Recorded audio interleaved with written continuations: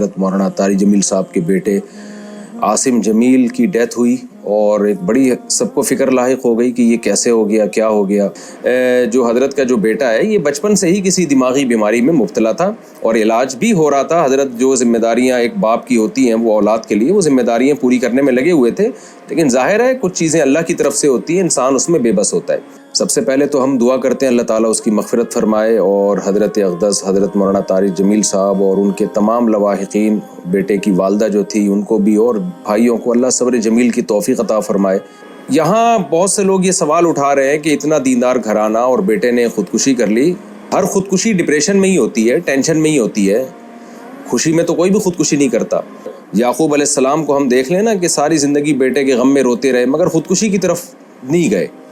عمل کو خودکشی قرار دینا یہ کسی بھی طرح سے یہ بات درست نہیں ہے اور یہ ایک الزام ہے، اور اس الزام کا جواب آپ کو قیامت کے دن دینا پڑے گا۔ انسان پر کچھ کیفیات ایسی آ جاتی ہیں کہ جس میں وہ اپنے قول و عمل کا ذمہ دار نہیں ہوتا، اور اس کے قول و عمل پہ اس کو نہ گناہ ملتا ہے، نہ اس کو دنیا میں سزا ملے گی، نہ آخرت میں سزا ملے گی۔ یہ وہ جب ہے جب انسان کی دماغی صلاحیت کام کرنا چھوڑ دے۔ طلاق آپ کو معلوم ہے کتنا حساس معاملہ ہے، شدید غصہ میں بھی اگر انسان ہو تو طلاق واقع ہو جاتی ہے۔ ثلاث جدہن جد وہزلہن جد، اس حدیث کی روشنی میں نحمدہ ونصلی علی رسولہ الکریم۔ گزشتہ رات ایک بہت ہی افسوسناک واقعہ پیش آیا۔ حضرت اقدس حضرت مولانا طارق جمیل صاحب کے بیٹے عاصم جمیل کی ڈیتھ ہوئی اور ایک بڑی سب کو فکر لاحق ہو گئی کہ یہ کیسے ہو گیا، کیا ہو گیا۔ اب ان کے بیٹے کا مولانا یوسف جمیل صاحب کا بیان سامنے آیا ہے کہ اس نے خود کو گولی مار کے ہلاک کیا اور ڈپریشن کا وہ پیشنٹ تھا۔ سب سے پہلے تو ہم دعا کرتے ہیں اللہ تعالیٰ اس کی مغفرت فرمائے اور حضرت اقدس حضرت مولانا طارق جمیل صاحب اور ان کے تمام لواحقین، بیٹے کی والدہ جو تھی ان کو بھی اور بھائیوں کو اللہ صبر جمیل کی توفیق عطا فرمائے اور اس بیٹے کو اس جہاں کی بھلائیاں نصیب کرے اللہ تعالیٰ، اس کے صغائر کبائر خطاؤں کو اللہ معاف کرے۔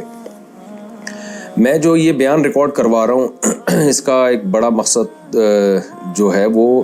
ان لوگوں کو جواب دینا ہے جو اس عمل کو خودکشی قرار دے رہے ہیں، کیونکہ میں نے بھی کچھ کمنٹس پڑھے ہیں، کچھ لوگوں کے نیگیٹو کمنٹس ہیں۔ آپ کو پتہ ہے کہ دیندار طبقے کی طرف سے کچھ لوگ ایسے مخالف لوگ ہیں علماء کے، دینداروں کے، کہ ان کو موقع چاہیے ہوتا ہے پروپیگنڈا کرنے کا۔ ہمارے ہاں یہ بات مشہور ہے الحمدللہ، ہمارے ہاں دیندار طبقہ چاہے علماء کا ہو، قراء حضرات کا ہو، حافظوں کا ہو، الحمدللہ ان میں خودکشی کا ریشو نہ ہونے کے برابر ہے، ان کے گھروں میں بھی اور ان کے خود ان میں بھی کوئی بھی خودکشی نہیں کرتا۔ اور یہ بات بڑے فخر سے بیان کی جاتی ہے کہ قاری حضرات کی تنخواہیں دیکھیں، آپ ائمہ کرام کی تنخواہیں دیکھیں، ان کے مسائل دیکھیں، اس کے باوجود وہ خودکشی کی طرف نہیں جاتے، اس لیے کہ اللہ نے ان کو صبر دیا ہے۔ اور یعقوب علیہ السلام کو ہم دیکھ لیں نا کہ ساری زندگی بیٹے کے غم میں روتے رہے مگر خودکشی کی طرف نہیں گئے۔ تو یہاں بہت سے لوگ یہ سوال اٹھا رہے ہیں کہ اتنا دیندار گھرانہ اور بیٹے نے خودکشی کر لی۔ اس کا جواب مولانا یوسف جمیل صاحب کی طرف سے الحمدللہ آ چکا ہے کہ وہ بھائی ڈپریشن کا پیشنٹ تھا، وہ اس کو الیکٹرک کے جھٹکے دیے جاتے تھے، میڈیسن کھاتا تھا وہ، اور ڈاکٹروں نے یہ بھی ہدایات کی ہوئی تھی کہ اس کے پاس کوئی نہ کوئی رہنا چاہیے، کچھ بھی کر سکتا ہے۔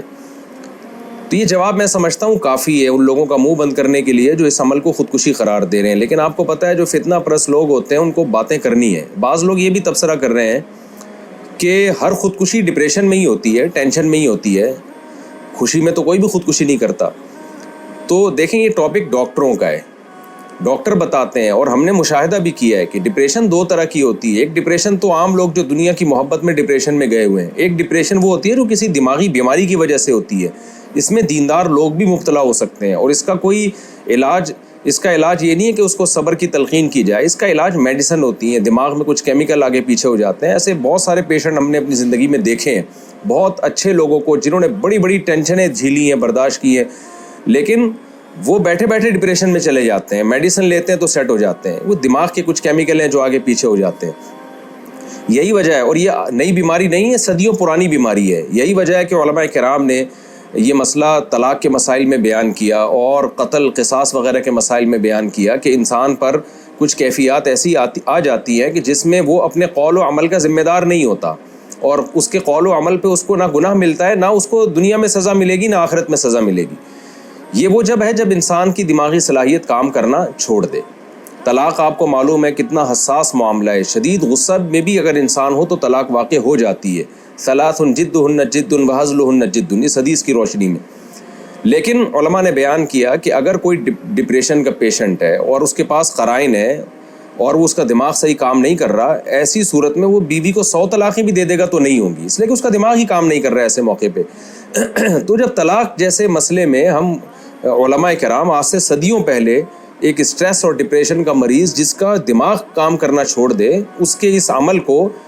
طلاق قرار نہیں دیتے، وہ زبان سے کفریہ کلمات اگر زبان سے نکالے گا تو وہ کافر نہیں ہوگا. حالانکہ کفر تو مذاق میں بھی